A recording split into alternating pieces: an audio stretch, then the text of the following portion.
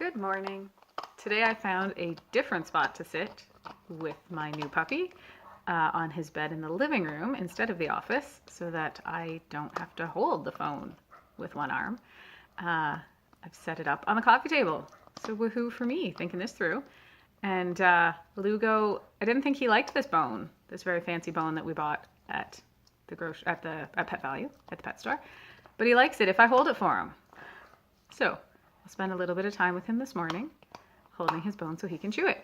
And while I was doing that, I thought I would tell you a story about how the Year of Kindness for Schools program became an official program, how it was created.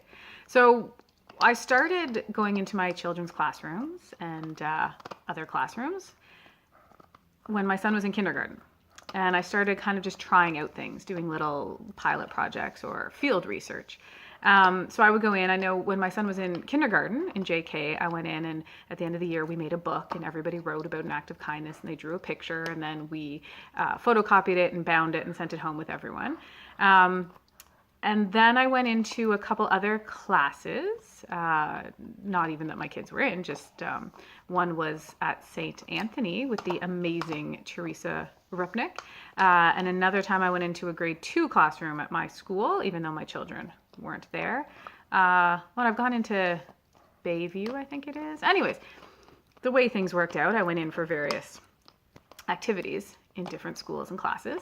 And one thing I really, really noticed about this work is that the children, the students who maybe aren't the perfect fit for school, the students who don't like to sit at a desk and sit and do worksheets, the little boy, for example, who maybe can't sit on the carpet well, so he has a special chair to help him not roll around on his friends, or the child who the teacher warns me probably won't participate in the kindness activity because he really doesn't have an attention span for that. So, warning me to not have my feelings hurt that this little boy probably won't really have too much focus for the activity. So those kids are the ones who respond the greatest to the kindness activities.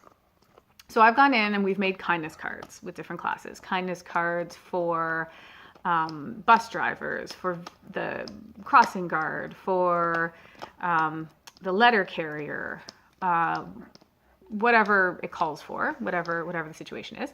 So each time I went in, those children that I talked about, the little boy whose teacher said, don't worry about him. He won't spend too much time on this, but don't be upset. Don't have your feelings hurt. That little boy spent the most time making his kindness card for a van driver. The little boy who has a special chair because he tends to roll around on his friends on the carpet, he did not finish his kindness card in the time that I was there, and I had to go pick his kindness card up at the end of the day because he kept working on it. I find this is kind of a pattern. So I was talking to a young woman, a student in grade 12 one day about this. I didn't know she was a student in grade 12. I was at a kind of a holiday bazaar, I guess, one day. And I just started talking to her about the work I was doing and how I thought this was so fascinating, that this pattern was emerging. And she said it totally made sense to her. She said that she was that student growing up. She was a terrible student. She hated school. She ended up at an alternative high school, which she was graduating from in grade 12, and that saved her life because she could work under those conditions, under an alternative high school. And she said that this made total sense to her. She said that if you had sat her down at a desk and asked her to do a worksheet and the only benefit was going to be to her, she wouldn't care about it at all. She was not motivated by that. She was not going to do the worksheet. But if you sat her down at a desk to, for example, make a kindness card that was going to thank your bus driver and make your bus driver very happy, she would instantly have jumped into that task and given it, 100% of her effort. And I thought this was a really fantastic connection to have made, and really made me think that, those kids that can't sit at a desk and do a worksheet and are kind of labeled, the bad kids, or, can't really follow the rules, maybe they're just motivated differently, and maybe we need to be trying to reach them a different way. Maybe we should be making the focus more on helping others and building empathy and being a helper. I think that that could make a huge difference for those kids. And I've seen it in the work that I've been doing, and I've seen it in the types of kids who are drawn to the world-changing kids type work.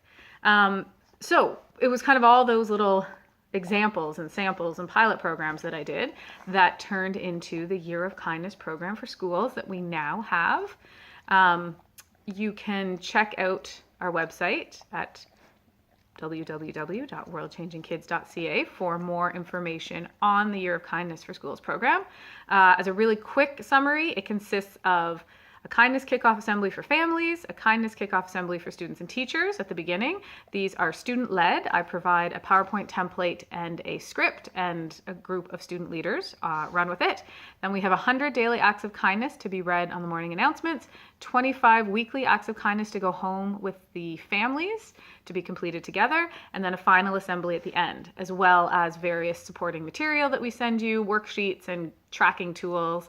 And the whole thing is a framework which then the student leaders can edit and modify and build as they see fit. So the whole program is really meant to be student-led, providing awesome leadership development opportunities for the student leaders and awesome kindness building for the entire school. So the self-directed version for the Year of Kindness program is $600. We email you all the things you need to run the program. We follow up with bi-weekly emails and then available for support anytime you need it. And the guided version, which is available in Ottawa, is $1,500. And that includes me coming in to actually facilitate the 3 assemblies. So if you have any questions, send us a note, worldchangingkids@gmail.com, and I hope you have a lovely day. Thank you.